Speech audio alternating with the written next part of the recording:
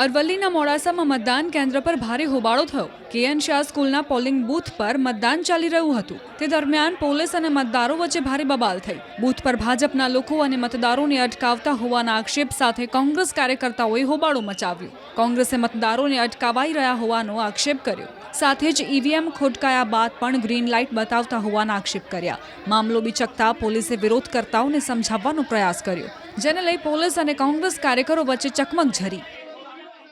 અમને એવા સમાચાર મળ્યા, અમારા પોલિંગ ઓફિસર્સ જે મતદારો અહીંયા મત આપવા આવ્યા હતા, અમારા કાર્યકર્તાઓ અહીંયા હતા, એમનું કહેવું એવું હતું કે એક પાર્ટીના અધિકારીઓ વફાદારી નિભાવતા હોય અને એ જ લોકોને અંદર જવા દેવાનો પ્રયાસ આપવામાં આવતો હતો અને અમારા પાર્ટીના કોંગ્રેસ પક્ષના જે કાર્યકરો આગેવાનો, અમારો શહેર પ્રમુખ પણ અહીંયા હાજર છે, એવા કાર્યકર્તાઓને એક ગેટ આઉટ શબ્દ વાપરીને એમ કહે કે તમે બૂથમાંથી બહાર નીકળી જાઓ અને જે એક મહિલાઓ જે મતદાન કરવા માટે આવ્યા અને કેમ એમનું મતદાન ઓછું થાય એના માટે ગંભીર પ્રયાસો ચાલી રહ્યા છે।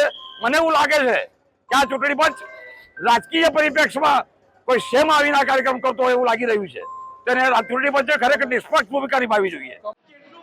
કોંગ્રેસ કાર્યકરોનો આરોપ છે કે કમળના નિશાન પહેરેલા બેચ સાથે લોકો બૂથમાં ફરી રહ્યા છે। સાથે જ ધીમું મતદાન થાય તેવા પ્રયાસ થતા હોવાનો આરોપ લગાવ્યો। પોલીસ સાથે બબાલ કરતા કોંગ્રેસ કાર્યકરને મતદાન મથકથી બહાર ધકેલવામાં આવ્યો। તો આક્ષેપોને લઈને મતદારોમાં પણ રોષ જોવા મળ્યો। કોંગ્રેસ નેતાએ પોલીસ શાસક પક્ષનો હાથો બનીને કામ કરતી હોવાનો આરોપ લગાવ્યો।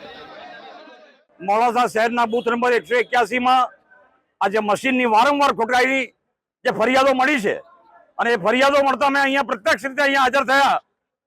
ઘણી મોટી સંખ્યામાં સમુદાયના લોકોને હેરાન કરવાના ઉદ્દેશથી મને એવું લાગે છે કે આ મશીનો ખોટકાઈને કેમ મતદાન ધીમું કરી દેવું, કેમ મતદારો અહીંયાથી મતદાન કર્યા વગર પાછા જતા રહે, એ પ્રકારનો જે કાર્યક્રમ કરવામાં આવ્યો છે હું એને ખોખોળું છું અને ચૂંટણી અધિકારીશ્રીને હું નમ્ર અપીલ કરું છું કે આવા જે અધિકારીઓ જે હોય કે જે પક્ષપાતી વલણ રાખતા હોય એવા અધિકારીઓ તાત્કાલિક આવા બૂથોમાંથી દૂર કરવામાં આવે ને જો ટૂંક સમયમાં આ મશીનોને ફરીથી રિવાઇવ કરવા નહીં આવે તો અમારે ના છૂટકે અહીંયા ઉપવાસનો કાર્યક્રમ આપવાની ફરજ પડશે।